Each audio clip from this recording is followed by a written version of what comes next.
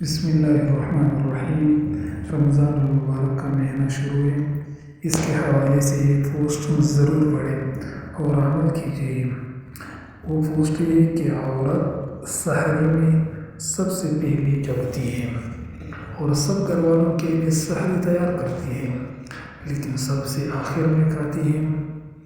روزہ رکھنے کے بعد دوپہر میں بچوں کو کھانا کھلاتی ہے، پھر 4 بجے کے بعد سے افطاری تک اپنے خاندان والوں کے لیے افطاری تیار کرنے میں لگ جاتی ہے۔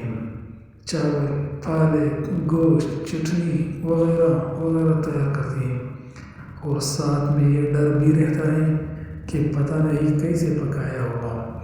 ساس اور سسر کے لیے الگ چیز پکاتی ہے، اور ساتھ ساتھ میں افطاری سے پہلے شوہر کے غصے کو صبر سے جھیلنا بھی پڑتا ہے۔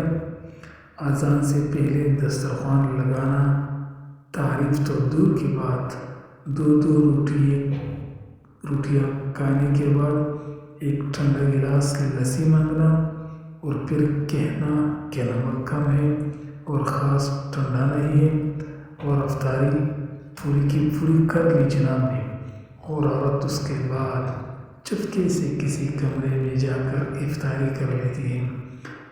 پھر تراویح کے بعد حضرات کے لیے چائے اور میوہ تیار کرتی ہے، اور پھر سے سحر میں سب سے پہلے جاگتی ہے۔